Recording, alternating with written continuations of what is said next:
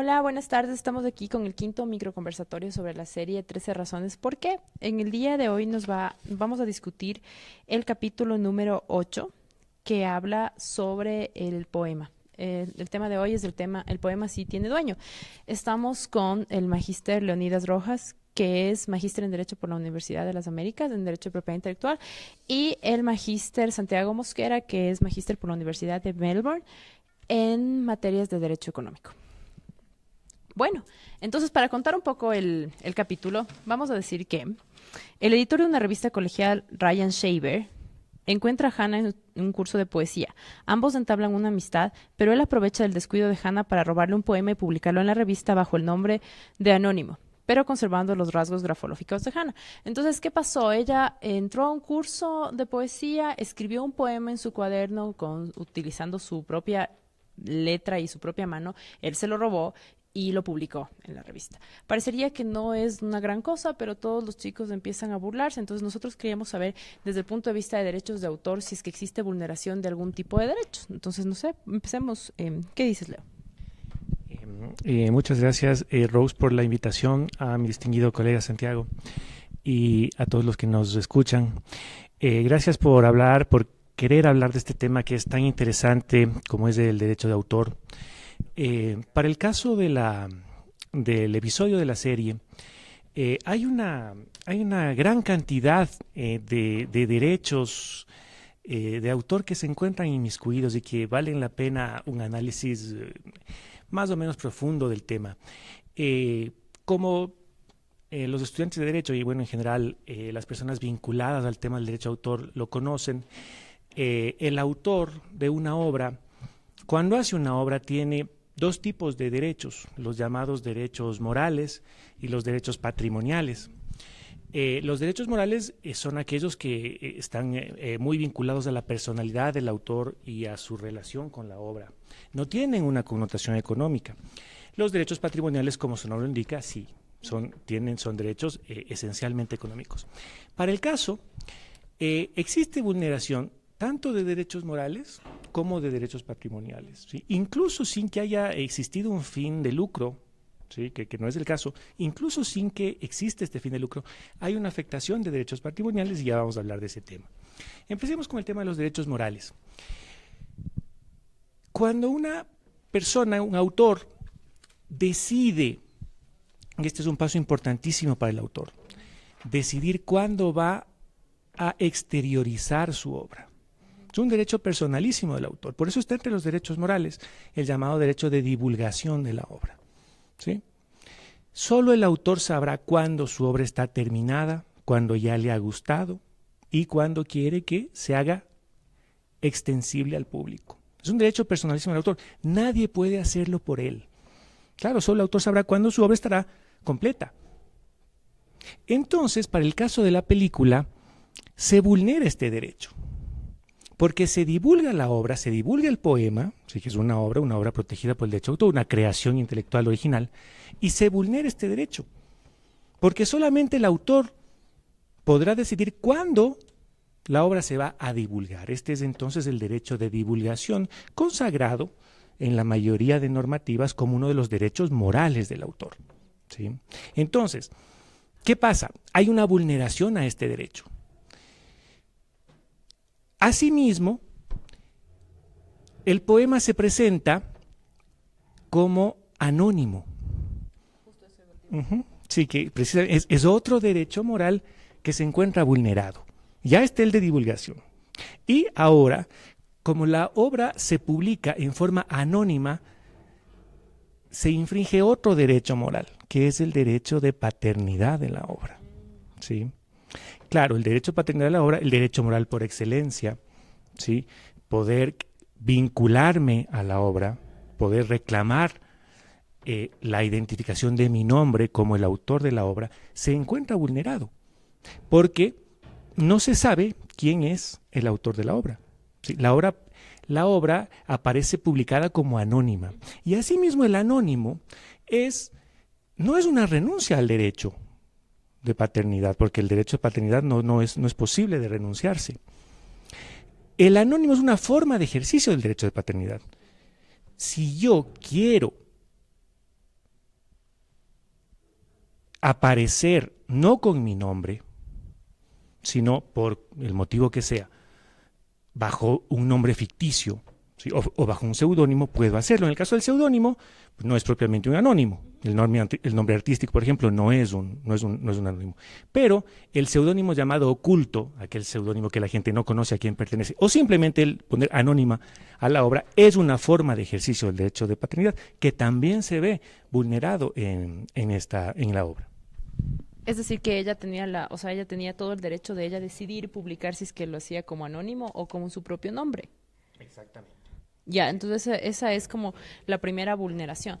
Bueno, la segunda, digamos, porque la primera es la divulgación, ¿sí? Se divulga la obra sin que ella lo autorice expresamente, y luego también se vulnera el derecho de paternidad. O sea, hay dos derechos morales básicos, importantísimos, que han sido vulnerados en la obra. Ok, y lo que te voy a preguntar, Santi, ¿pero qué pasaría si es que ella obtiene un beneficio económico importante con la publicación de esta obra? Supongamos que en serio le publicaron en una revista, pero de altísimo nivel, y que ella se volvió casi multimillonaria o digamos la revista se volvió multimillonaria por esta publicación. Supongamos que la revista recibió mucho apoyo, es decir, más bien le reportó un beneficio. ¿Aún se consideraría un perjuicio desde nuestro punto de vista legal? Gracias, Rox.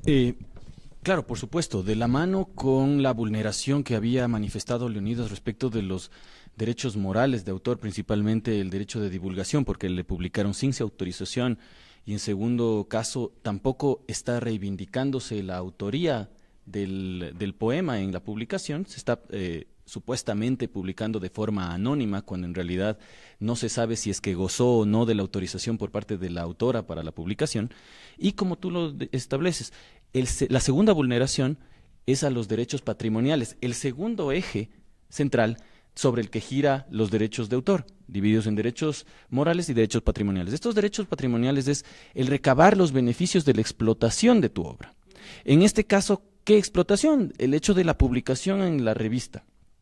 Si es que esto le dio réditos económicos que no necesariamente estaban vinculados a través de una forma contractual de autorización por parte de la autora a que se publique por un lado y a que se publique de forma anónima por otro, obviamente está vulnerando sus derechos morales y patrimoniales, porque está ella dejando de ganar o de lucrar lo que hubiese ella tenido derecho en el evento de que hubiese sido autorizada esa publicación.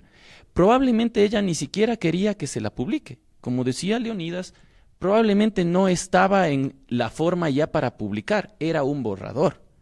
Entonces se está vulnerando, por un lado, los derechos morales, como mencionaba, los derechos patrimoniales sí, y obviamente tiene derecho a reivindicar la titularidad de la obra como tal, y dos, a participar de esos beneficios económicos que dio réditos a la revista por el mero hecho de su publicación sin autorización. Entonces, es decir, ella puede demandar después si es que obtuvo beneficios para demandar para que se le reconozca la paternidad de la obra y además se le haga gozar de derechos patrimoniales. Ya, ok. ¿Qué sucedería en el Ecuador? ¿Sucedería así? ¿Cuánto tiempo tiene un autor a partir del Código de Ingenios en el Ecuador para la protección de sus obras? Leo. Para el caso del ejercicio de los derechos patrimoniales tenemos un plazo que podríamos llamar que es una regla general, pero tenemos también ciertos casos especiales. La regla general en nuestra normativa es que los derechos patrimoniales de los autores están protegidos durante toda la vida del autor y, para el caso ecuatoriano, 70 años después de muerto. Según el Convenio de Berna, el Convenio Internacional primigenio en la materia, se establece la exigencia de que los países suscriptores protejan las obras a manera de regla general durante toda la vida del autor y al menos 50 años después de su muerte. Pero se da a las legislaciones locales la posibilidad de establecer plazos mayores y asimismo de establecer plazos que podríamos llamar especiales, ¿sí?, para diversos tipos de obras que están contemplados en nuestra normativa, ¿sí? Caso de obras audiovisuales, caso de obras fotográficas, tienen plazos distintos a los de la regla general. No sé si quieres... ¿Cuál es la diferencia? O sea, ¿qué diferencia se ha dado de la ley de propiedad intelectual anterior con el Código Ingenios en materia de derechos de autor? Digo, como para un poco acordarnos utilizando este ejemplo, porque, claro, estamos un poco perdidos versus lo que se hizo, copyleft, o sea, de todo de una vez ya conversemos, aprovechando el espacio para un poco enterarnos de esto que todavía no hemos hablado y francamente creo que es importante. Santi. Gracias. Bueno, básicamente el Código Ingenios, teniendo en consideración que el Ecuador no es una isla en medio de la nada, sino que nosotros tenemos que cumplir con parámetros y con obligaciones internacionales a través de tratados y convenios suscritos por el Ecuador, y principalmente el tratado o la decisión 351 de la Comunidad Andina de Naciones. Obviamente tenemos ciertas restricciones para la modificación. Si bien el Código Ingenio se ha vuelto una norma mucho más grande, que comprende muchos más temas de lo que la extinta Ley de Propiedad Intelectual regulaba. ¿Cómo cuáles? Como por ejemplo el tema de CENESID, del tema orgánico funcional también de la investigación para universidades, sociedad de gestión colectiva, y está mucho más detallado. Pero en el tema de propiedad intelectual y principalmente de derechos de autor, sí han habido cambios sustanciales respecto de lo que a partir del 9 de diciembre del año anterior surgió el código denominado Ingenios. Por ejemplo, se me ocurre en este momento, con anterioridad, cuando uno celebraba un contrato de obra por encargo, es decir, cuando yo pido al autor que realice una obra para mi beneficio, bajo mis parámetros, bajo mis necesidades, esa obra nacía, los derechos patrimoniales, nacían a titularidad del contratante en este caso. Ahora, con el Código de Ingenios, salvo pacto en contrario, las obras creadas por encargo pertenecen al autor. Okay, los derechos patrimoniales. Los morales siempre van a ser del autor. Pero ¿y cómo? O sea, yo le contrato y que le pago porque... Tú le estás pagando por el servicio para que te realice, por ejemplo, en nuestro caso, un software. Tú pides la parametrización, tú pides que tenga tal o cual característica, que sean de beneficio para ti. Y tú por eso estás entregando dinero. Y esa obra, de acuerdo a la ley anterior, nacía como de titularidad patrimonial de quien contrataba. En la actualidad, salvo pacto en contrario, corresponde al propio autor. ¿Pero eso qué implica? ¿Que el que contrató la obra ya no la va a poder usar para futuras cosas? La va a poder usar siempre y cuando haya de por medio una cesión de derechos patrimoniales. Igual en el caso de la titularidad de obras que hayan sido creadas bajo relación de dependencia. Las obras creadas bajo relación de dependencia, según la Ley de Propiedad Intelectual derogada, pertenecían al empleador. Ahora estas obras son del autor, en este caso del trabajador, con excepciones que respecto a empresas donde exista el capital mayoritario público o empresas públicas o ciertas entidades de gobierno, en donde necesariamente estas pertenecen al Estado. Eso se me ocurre que son dos de las modificaciones que se han incluido dentro del Código Ingenios. Otra adicional, y para no monopolizar el tema, el caso de la remuneración adicional por ventas sucesivas en el caso de obras artísticas. Antes tú, por ejemplo, pintabas un cuadro. Obras plásticas es básicamente a lo que se circunscribe este tema. Pintabas un cuadro y ese cuadro me lo vendías a mí, tú no eras una artista reconocida, nadie había dado mucho por tu obra y yo pagué $1,000. Pero probablemente tú logras más reconocimiento y esa era una de tus primeras colecciones y yo la vendo en Christie's, la subasto y me dan $1,000,000. Todo ese beneficio con la ley anterior me pertenecía. Ahora tú tienes el derecho de recibir una compensación por esa segunda venta o tercera o ulteriores ventas. Que no reporta todo el beneficio. Ya no me reporta todo el beneficio a mí, sino que tú tienes también la posibilidad de participar sobre ese beneficio. Esa es otra de las adiciones de este Código Ingenios, en donde sí se ha visto una mayor protección hacia el autor como tal. Sí, solamente para complementar lo que la exposición de Santiago. En lo que es el tema de derechos morales, se ha mantenido, ¿sí?, la numeración de los derechos morales que ya estaban contemplados en la Ley de Propiedad Intelectual, paternidad de la obra, divulgación de la obra, integridad de la obra y acceso al ejemplar único o raro de la obra.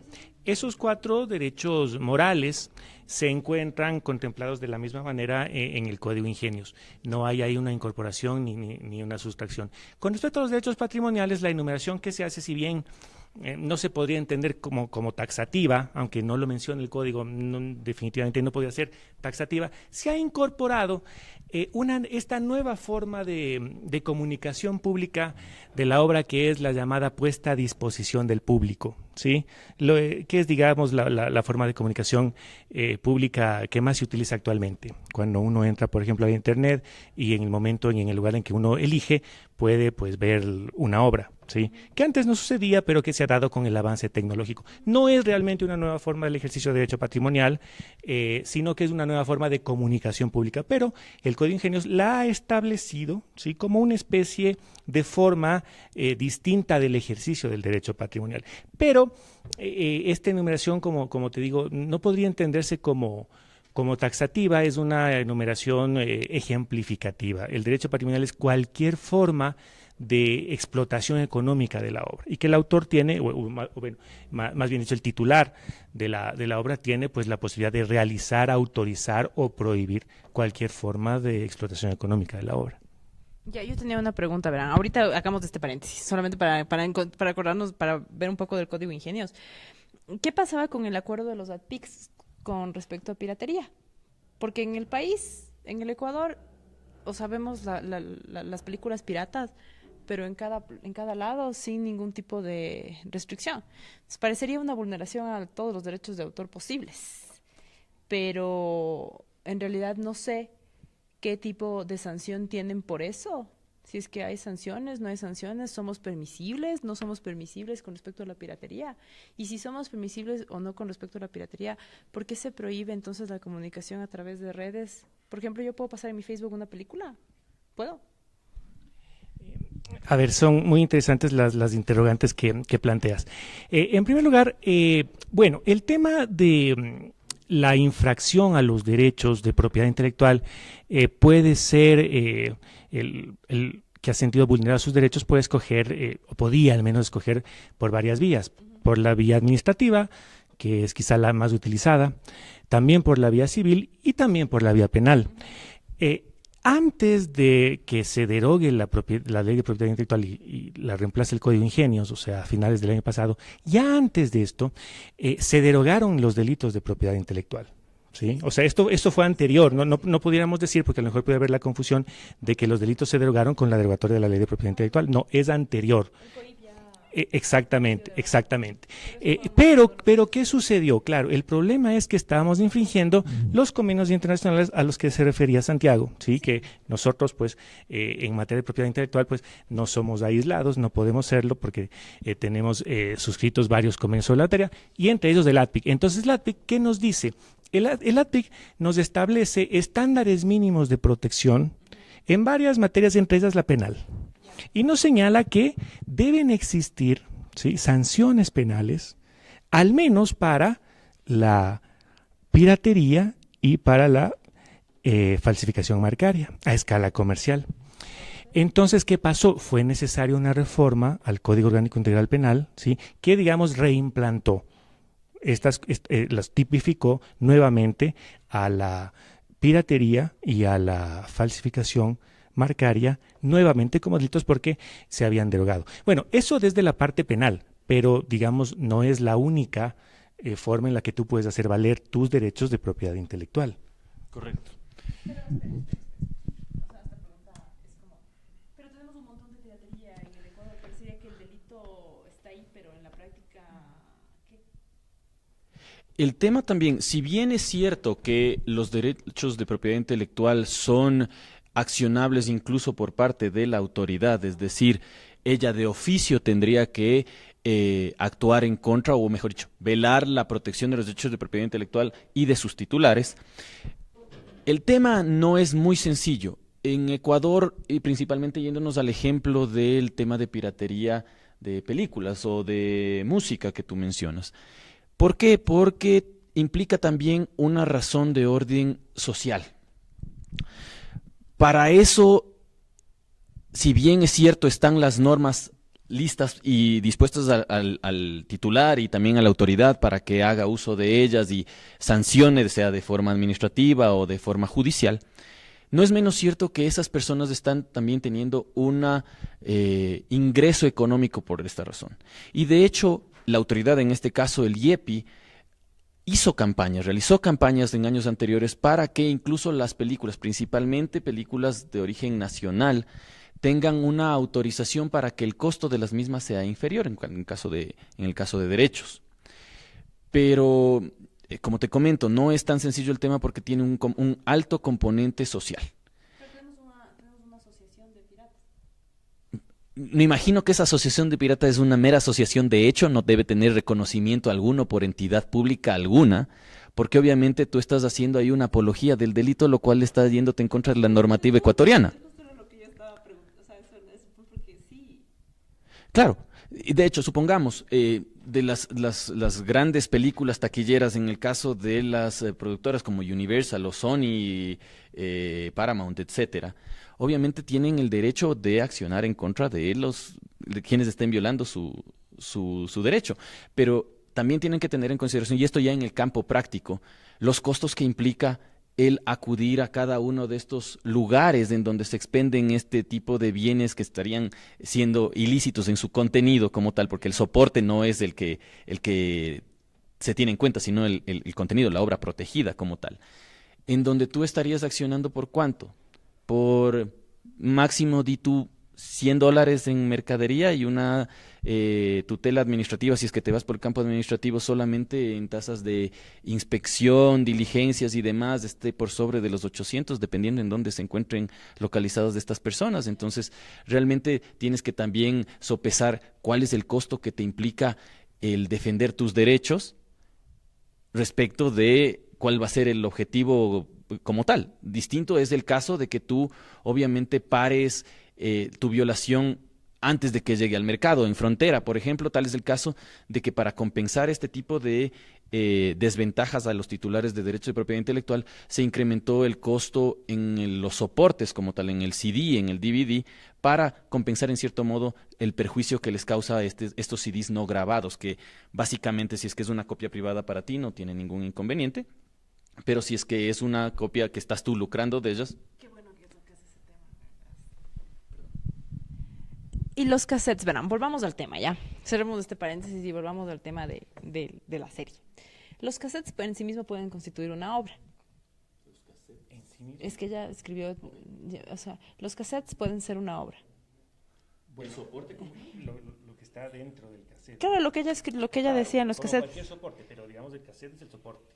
Lo que está dentro es lo que se protege. Ya, ok. Ya, o sea, mi pregunta es, o sea, los cassettes de ella pueden ser una obra. Ya, ok. En los cassettes de ella denuncia que le escribieron el poema. O sea, que le publicaron el poema.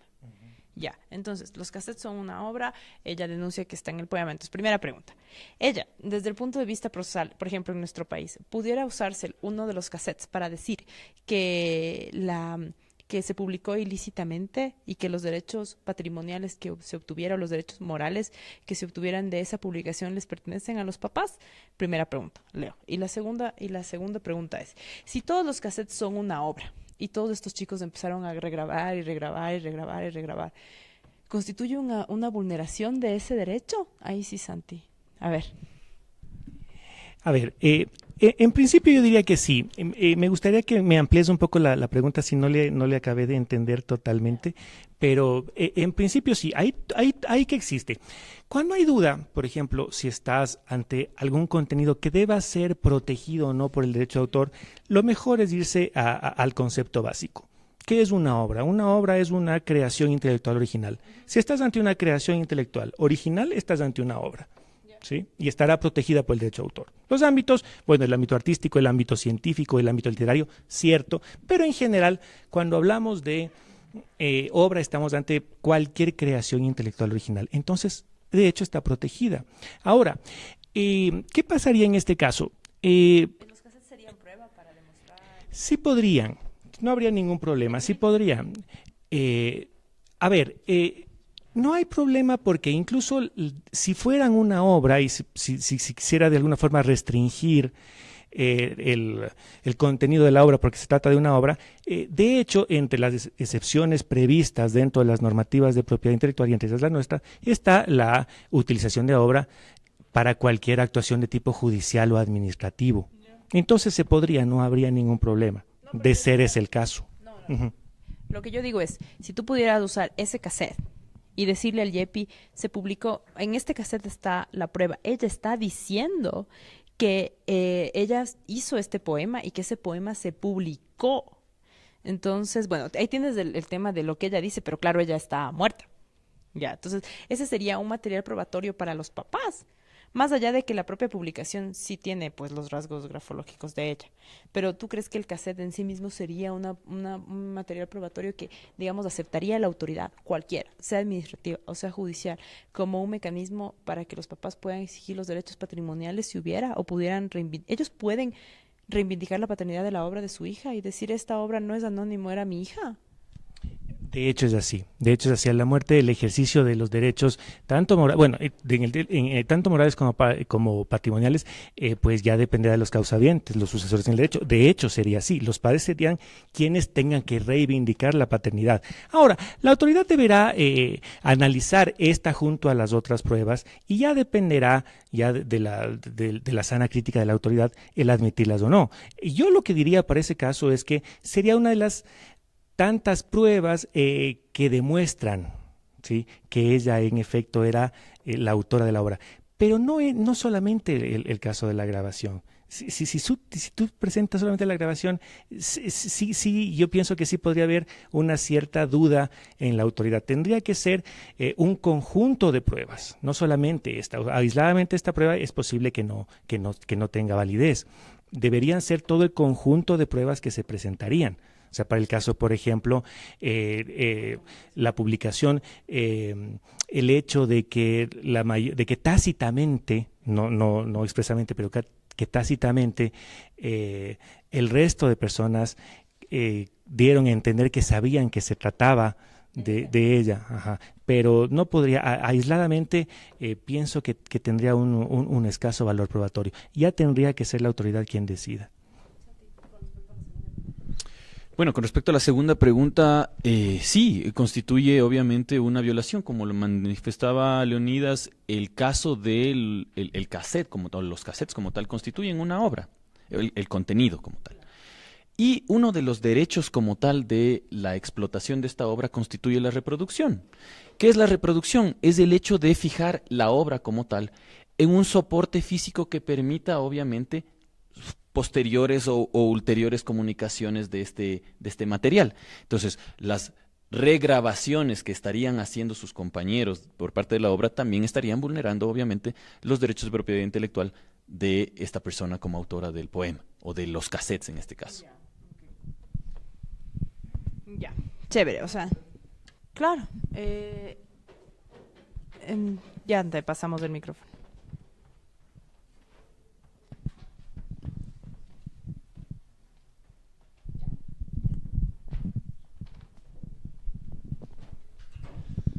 Buenas tardes con todos. Bueno, mi pregunta es, cuando Hannah hablaba de los cassettes dentro de los propios cassettes y habló del poema y todo, muchas de las ocasiones Hannah hablaba de que ella quería que los cassettes se sigan transmitiendo a otras personas. ¿No estaría ella dando permiso para que las personas reproduzcan en ciertos medios y así no haya violación o no haya ningún delito de propiedad intelectual, tal vez de la obra de lo que ella dice en sus cassettes? Ajá.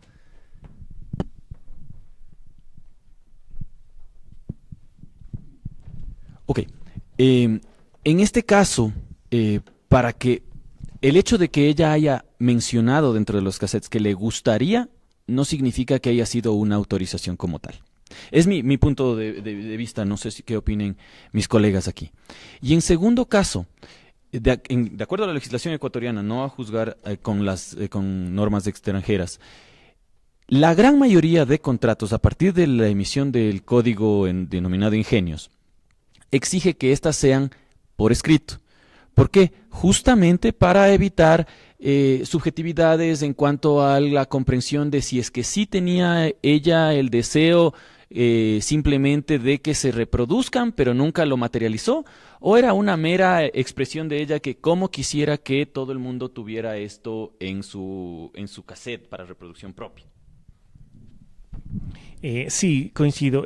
Cualquier, llamemos así, renuncia de derechos patrimoniales, que es un asunto muy complejo, siempre tendrá que hacerse en forma expresa, que se quede claramente establecido que hay cuáles son los derechos patrimoniales que yo quiero renunciar y expresamente mencionar cuáles, mencionar tanto el ámbito espacial como el ámbito temporal. Entonces sí, definitivamente tendría que hacerse en forma expresa. En eso coincido con el criterio de Santiago. O sea que apenas ella murió, los papás se quedaron con todos los derechos morales y patrimoniales y son ellos los que podrían otorgar o no la autorización. Sí, de hecho sería así. Sí, son, en este caso vendrían a ser los sucesores en el derecho y tendrían que ellos ejercer, y no solamente ejercer, sino también defender los derechos, ¿sí? Y ya cuando hablamos de defensa, los derechos morales, ¿sí? Tiene que ser precisamente los sucesores en el derecho quienes defiendan los derechos morales que tiene como autora de la obra. Correcto. Claro, menciona obviamente nuestra normativa respecto de la reivindicación de la titularidad, incluso en obras póstumas, que son los sucesores en derecho, en este caso, si es que no ha tenido descendientes, los padres, quienes tendrían la posibilidad de ejercer y reivindicar estos derechos, tanto morales como patrimoniales. Ya verán. Entonces ahorita, bueno, hagamos otro paréntesis para continuar con el tema, o no sé si es que Mario tienes alguna otra pregunta. Ya, ok. Como para continuar con el tema, porque el tema del código ingenio estaba interesante y de una vez, ya dicho sea de paso, aquí estamos actualizando. El tema del copyleft. ¿Qué dice el código ingenio sobre el copyleft? Ya que están aquí, los dos.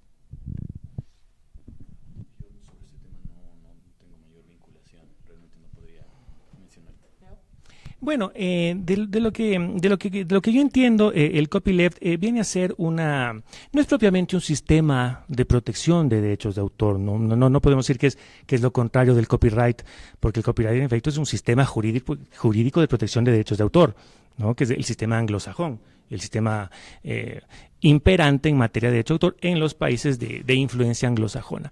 El copyleft vendría a ser una tendencia doctrinaria actual, que sugiere ciertas formas de o posibilidades de que el autor de la obra se desprenda voluntariamente, eso sí, del ejercicio de ciertos derechos patrimoniales. Básicamente eso vendría a ser el copyleft, ¿sí? Por el Internet, por el avance, por las nuevas tecnologías, se piensa que debería haber una cierta flexibilidad de los autores para que la explotación de las obras sea un poco, digamos, menos rigurosa, porque recordemos que la protección que da el derecho de autor es una protección muy fuerte, ¿sí? Solamente yo puedo explotar mi obra, ¿sí? Yo como autor, o bueno, más claro, como el titular del derecho. Y si alguien quiere hacerlo, pues necesita mi autorización, y mi autorización expresa, salvo excepciones igualmente expresas. Entonces lo que se busca, claro, es una cierta flexibilidad, ¿sí? Para que el ejercicio de los derechos patrimoniales no pueda ser riguroso como lo es en este momento, ¿sí? Pero básicamente sería eso. No podríamos llamarlo como un sistema de protección un sistema jurídico de protección, no llegaría a ese nivel. Y aclárenme en una pregunta, porque eso ya me he estado preguntando desde que iniciamos estos conversatorios. ¿Podemos o no podemos transmitir parte de esa obra dentro de estos conversatorios, incluso para la web, dado que esto es una cuestión académica? Sí, los dos. Perdón.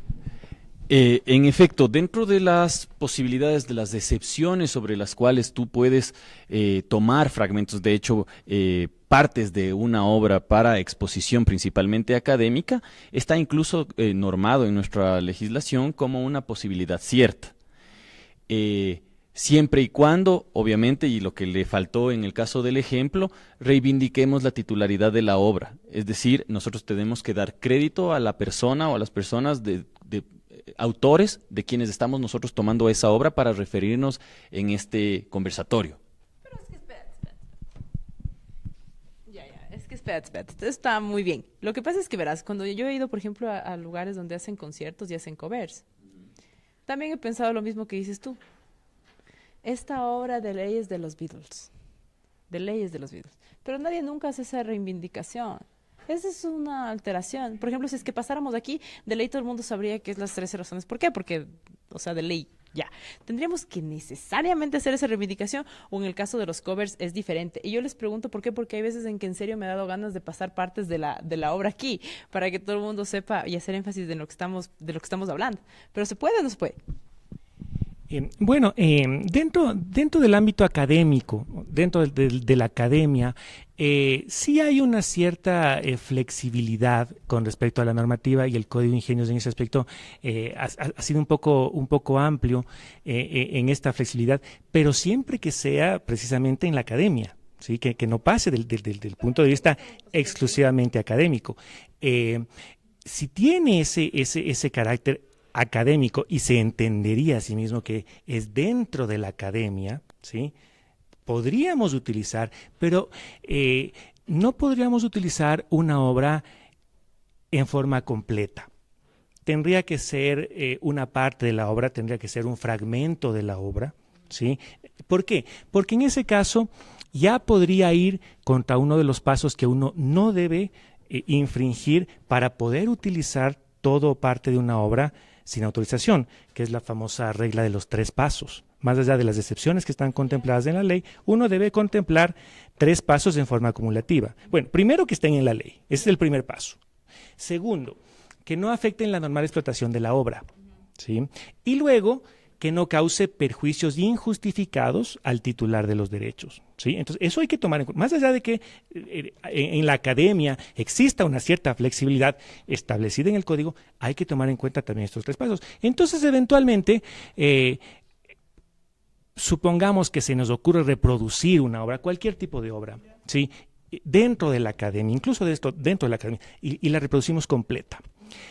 Eventualmente, esto ya infringiría esta regla de los 3 pasos, ya estaría dañando la explotación normal de la obra, ¿sí? Y entonces le causa ya un perjuicio al autor, ¿sí? Entonces es lo que hay que tratar de evitar. Por eso, cuando, por ejemplo, se permite la reproducción de partes de textos, ¿sí? Para que los estudiantes puedan estudiar, se puede, pero siempre que sea eso, sean partes de textos, no sea un texto completo, ¿sí? Tanto en el tema físico, cuando tú puedes sacar fotocopias, puedes hacerlo. Lo mismo sería en el tema virtual, pero siempre que sean partes de un texto, fragmentos de un texto, ¿sí?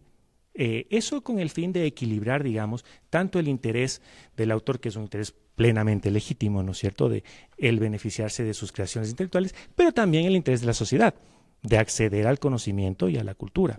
Pero no podríamos nosotros dañar la normal explotación de la obra. Eso es lo que hay que tener en cuenta, ¿sí? Entonces, no reproducir una obra completa. Por ejemplo, para el caso, se podría hacer, por ejemplo, una pequeña sinopsis, ¿sí? A manera de cita, por ejemplo, se podría, ¿sí? Porque estamos dentro del ámbito académico. Ahora, ¿qué habría que hacer? Pues, lógicamente, citar autor y fuente, ¿sí? De dónde está sacando, y la parte que sea pertinente, una sinopsis pues breve, ¿sí? Lo que sea necesario para entender de qué estamos hablando. Eso lógicamente se puede hacer. A veces cuando hablamos de cita pensamos que el tema es solamente en las obras literarias, en las obras físicas. No, también puede ser en un audiovisual perfectamente, pero con estas restricciones.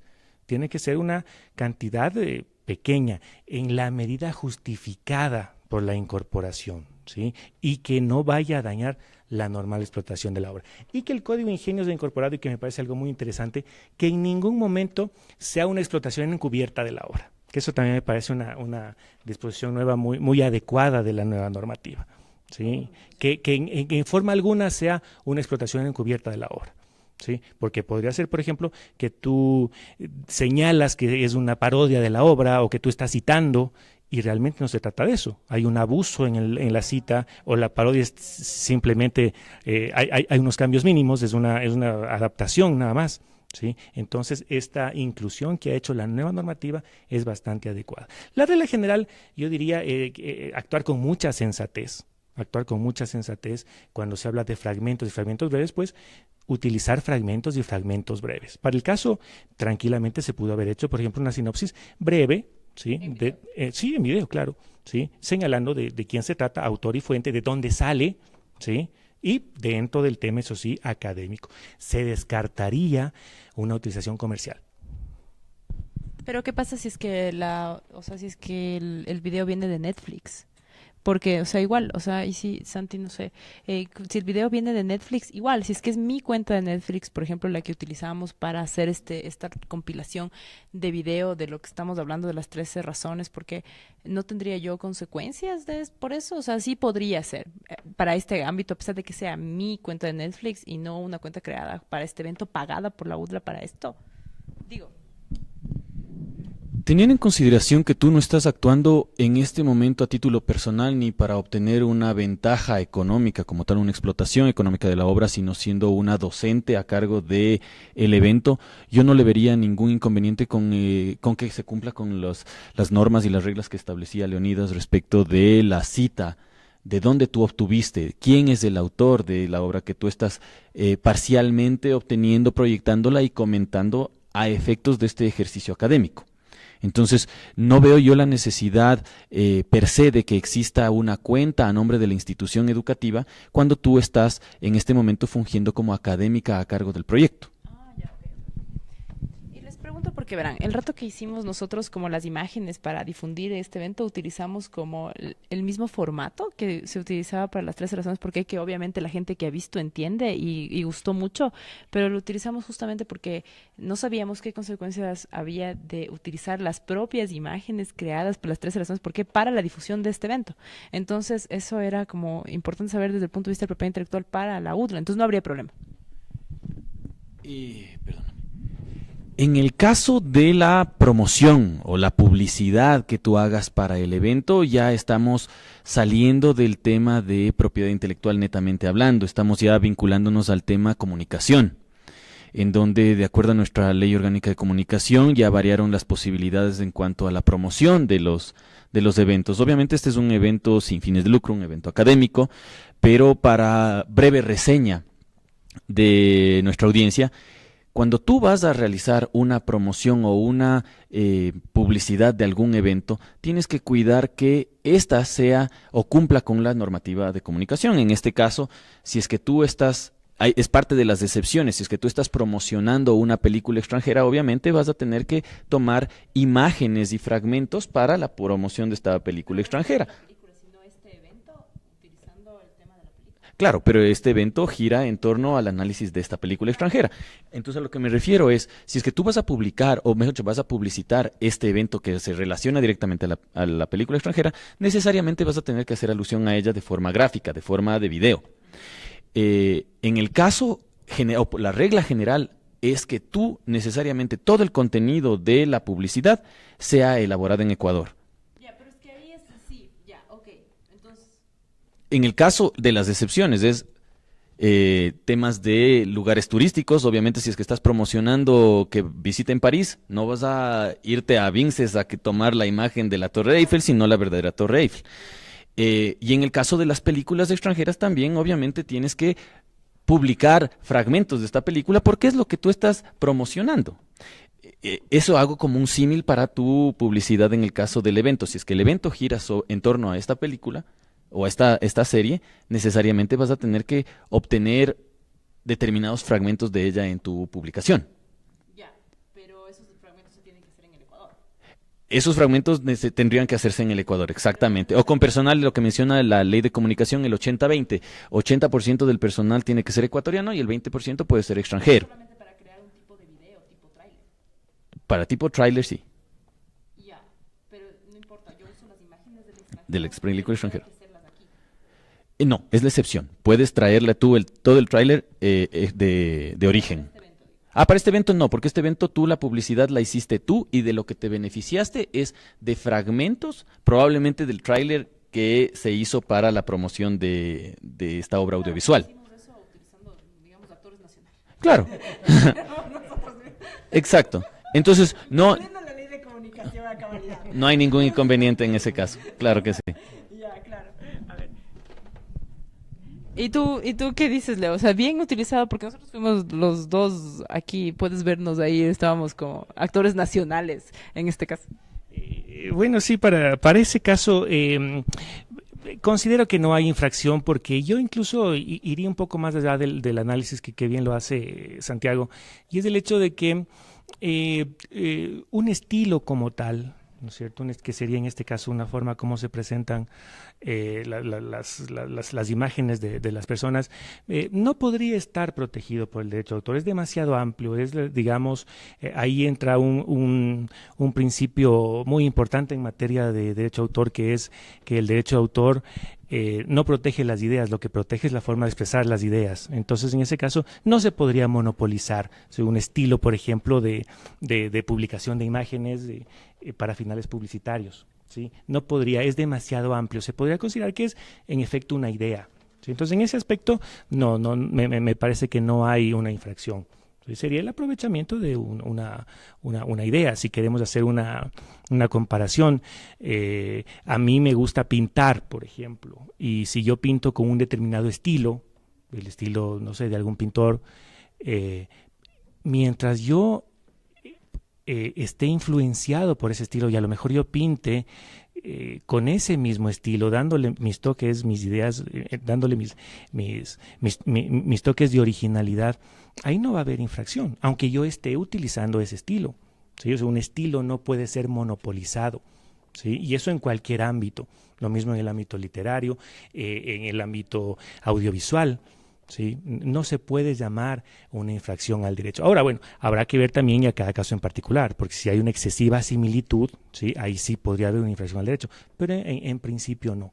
Es muy común, de hecho, que incluso a manera de homenajes, ¿sí? Directores, por ejemplo, de cine, utilicen secuencias muy similares de quienes fueron las personas que influenciaron. Entonces, eso no es una infracción al derecho. Pero claro, habría que analizar cada caso en particular. Cuando ya existe una excesiva similitud, ahí sí podría haber una infracción.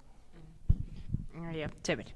¿Y cómo podríamos nosotros definir una parodia como una excepción en el derecho de autor de una cosa que se hace con seriedad, pero buscando quizás la misma excepción? ¿Hay alguna otra excepción que no refleje el tema de parodia, sino otra cosa? Perdóname. Claro, dentro de las excepciones tenemos a la parodia e incluso también a las obras sátiras, a la sátira de una obra como tal. Pero en realidad son modificaciones, como mencionaba Leonidas, lo que está protegido por el derecho de autor es la forma de expresión de tus ideas. Y a través de esto tú estás parodiando, obviamente, una obra original. Estás haciendo una sátira de esta obra original, que ya constituye como tal ni siquiera una adaptación, sino una obra distinta a la que estamos originalmente protegida. Entonces, obviamente esto incluso tiene derechos de propiedad intelectual autónomos a nombre de los titulares de esta sátira o de esta parodia de la obra original, que obviamente su objetivo es distinto de aquel que fue el realizar la obra original como tal. Ahí quisiera complementar un poco. Como bien señala Santiago, la parodia está permitida en nuestra normativa, está expresamente lo señala el Código de Ingenieros como una excepción, y de hecho se puede hacer. Y también justamente el Código de Ingenieros hace esta incorporación de que no habla únicamente de la parodia, sino también de la sátira. ¿Sí? Que es también interesante. ¿Cuál es la condición en ese caso? ¿Se puede parodiar? Sí, pero tenemos un límite, y el límite es, ante todo, no dañar, en primer lugar, el decoro de la obra como tal, ¿sí? Y tampoco la reputación o el honor ni del autor ni de los artistas, intérpretes o ejecutantes. ¿Qué te quiere decir esto? Que tú puedes parodiar, la parodia en efecto es eso, la parodia, como tú lo decías, es una imitación en tono jocoso, en tono burlesco, esa es la parodia. La sátira quizá no, la sátira ya tiene una connotación no necesariamente humorística, ¿sí? La parodia sí, pero tú puedes parodiar con estos límites, ¿sí? No dañar ni el decoro de la obra, ni la reputación, ni del autor, ni de los artistas e intérpretes. Esto, digamos, son las condiciones que te da la norma para que tú puedas parodiar. Pero ¿qué pasa cuando parodias a una persona? Por ejemplo, Julio Zavala ya. Julio Zavala parodia, yo ya sé que nos fuimos del tema del conversatorio de las 50, de las 50 sombras, que se les digo, de las 13 razones por qué de Hannah para otras cosas, pero es que ya se dio el tema. O sea, ¿qué pasa con Julio Zavala, por ejemplo? Él está parodiando a una persona, ¿ya? ¿Y qué pasa con eso?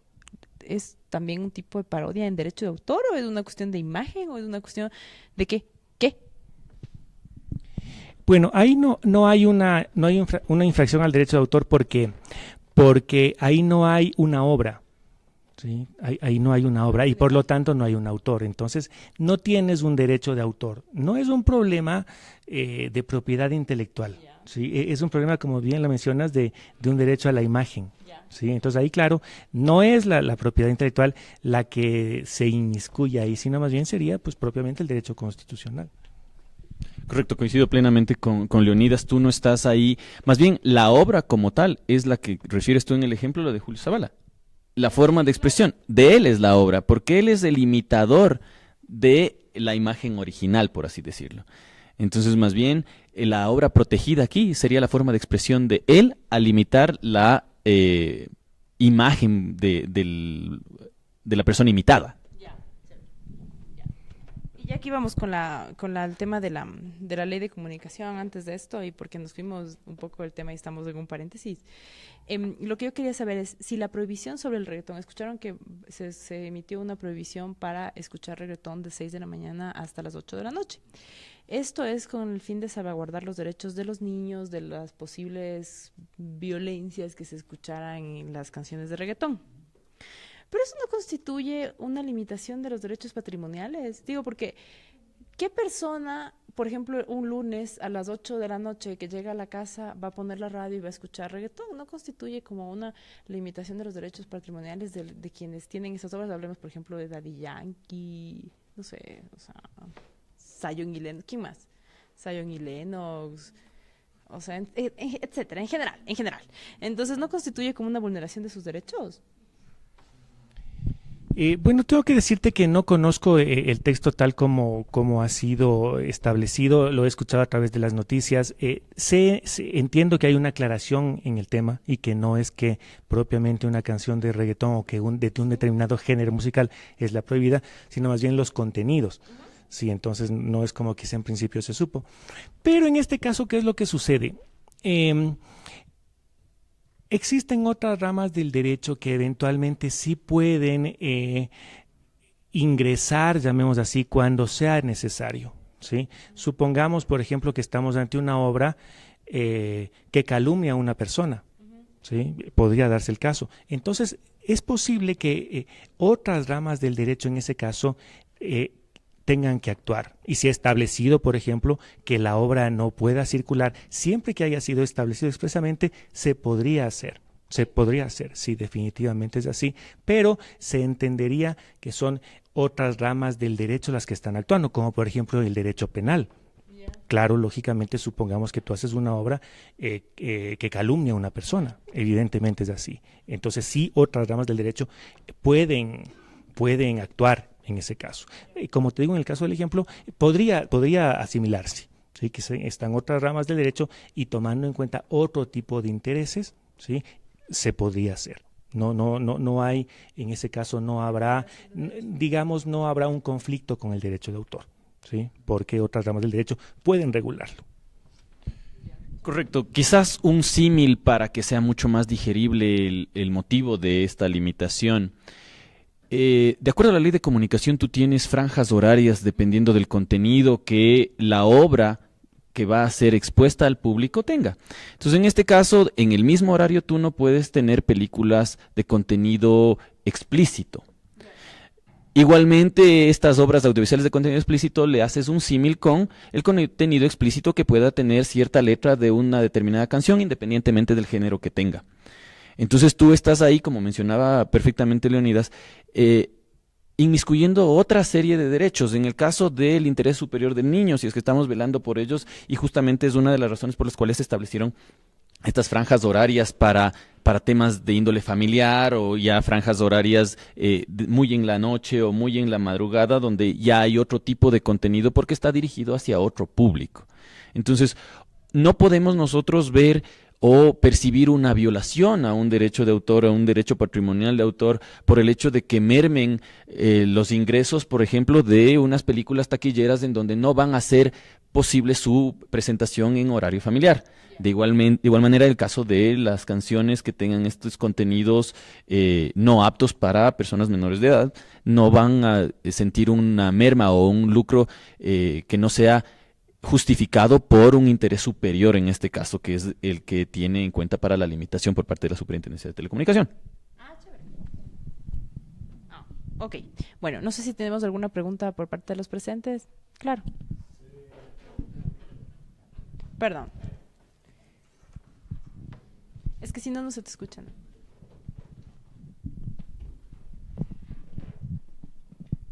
Mi pregunta es, ¿se podría bloquear un género, ya sea en música o en películas totalmente? Y si se podría bloquear de esta forma, los derechos de autor del que creó los derechos patrimoniales y los derechos de autor del que creó las películas se verían afectados económicamente, obviamente.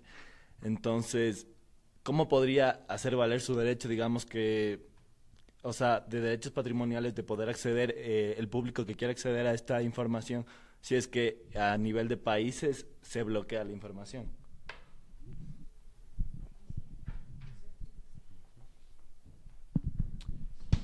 Gracias por tu pregunta. En realidad, partiendo de que estamos en una sociedad democrática con la libertad suficiente, no podrías tú vetar ninguna clase de género, porque tienen igual derecho estas personas que gusten de ese género de escucharlo. Lo que tú puedes es limitar la difusión en determinados momentos o en determinados medios de este tipo de géneros.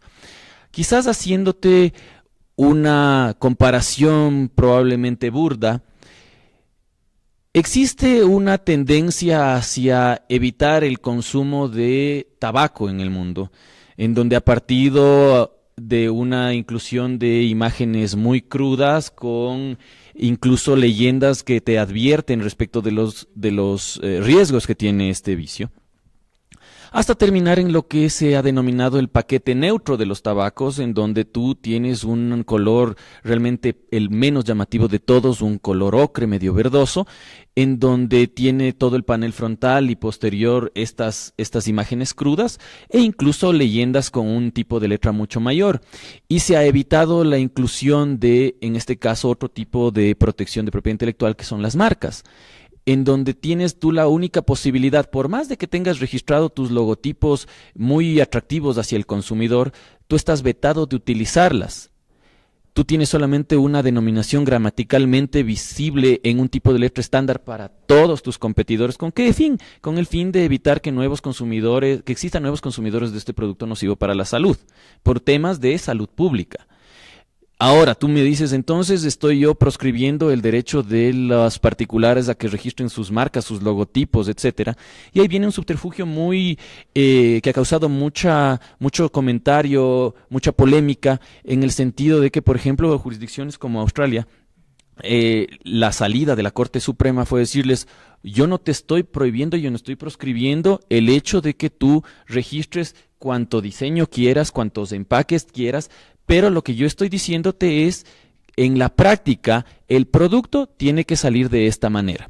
Entonces, si tú puedes ver en este símil que te hago, quizás un poco absurdo, tú no estás prohibiendo como tal el género, no estás prohibiendo como tal que tú registres de cualquier forma la imagen de tu producto, pero el Estado sí está limitándote la forma en que tú ese producto vas a ponerlo en percha. Sí, yo quisiera hacerte otro símil para que quede un poco más clara la idea a dónde se quiere ir. Cuando cayó el muro de Berlín, ¿sí? En el 1989, ¿qué pasó ahí? Algo que no se había pensado con la caída, todo el mundo quería que caiga ese odioso muro. Yo recuerdo la foto de Ronald Reagan, que ya siendo expresidente de Estados Unidos fue y ahí con martillo y cincel estuvo. Todo el mundo queríamos, digamos, que caiga el muro. Pero, ¿qué pasó ahí? Y ahí pasó algo que nadie lo había pensado. Y es que en ese muro se habían hecho obras. ¿Sí? Se habían hecho obras, ¿sí? Y los autores de esas obras estaban viendo que sus derechos se estaban perjudicando, porque claro, todo el mundo quería destruir el muro, ¿sí? Todo el mundo y no se pensaba en otra cosa, pero hubo gente que dijo, no, un momento, ahí está, yo tengo derechos de autor sobre esas obras que yo hice, ahí habían obras, lógicamente, ¿sí? Y entonces, pues, ¿qué pasó? Pues tuvimos que pensar qué es lo que había que hacer, ¿sí? Y qué es lo que se decidió. Pues se reconoció que había un interés de los autores, un interés legítimo, ¿sí? Porque eso habían sido los autores de sus obras, pero había un interés superior, y el interés de la sociedad de derribar el odioso muro. Entonces, sí, lamentablemente hubo muchas obras que se destruyeron, pero porque hubo un interés superior, en este caso el interés de la sociedad, ¿sí? Se podría aplicar para este caso, si se considera que hay un interés de la sociedad que se podría considerar superior al interés del autor, pues tendrá que prevalecer el interés de la sociedad para este y para cualquier otro. Y como bien lo menciona Santiago, no solamente en materia de derecho a autor, sino en general de cualquier figura de la propiedad intelectual. Hablemos de marcas, hablemos de patentes. En general, siempre habrá que hacer este ejercicio, pero eso sí, habrá que hacerlo, ¿sí? Si realmente hay un interés superior ahí, porque no se debe vulnerar, ¿sí?, de cualquier forma el derecho de autor. ¿Sí? De lo contrario, pues mi derecho como autor quedaría como letra muerta. No es así, pero siempre habrá que analizar, ¿sí? O sea que en el caso de Hannah Baker, el Estado podría, a través del juicio en el que están, podría negar la difusión de todas sus obras que están en el cassette, de toda la obra en el cassette, por precautelar la seguridad del resto de la gente, por tal vez ver que el resto de adolescentes no cometan lo mismo, si es que los papás decidieran difundir la obra. Sí, yo diría que sí. Sí habría esa posibilidad, porque eventualmente esa es la idea justamente en la obra, ¿no es cierto? Que podría causar muchos problemas. Eventualmente sí, ya estaríamos en ese caso sobrepasando la esfera del derecho de autor. En todo caso, no podríamos aducir a nuestro favor que tenemos un derecho de autor para que eso no se pueda hacer, ¿sí? Porque se entiende que hay un interés superior, o sea, otras ramas del derecho son las que están actuando. Es igual que en los casos anteriores. No, coincido plenamente con la respuesta que... Ok. Bueno, entonces, les damos muchas gracias a nuestros panelistas del día de hoy y les decimos a todos que mañana también estaremos con el siguiente conversatorio hablando de las 2 violaciones con Diego Salamea, Nicolás Burneo y Valeria Novoa. Entonces, muchas gracias y ya nos vemos mañana. Ya, chao.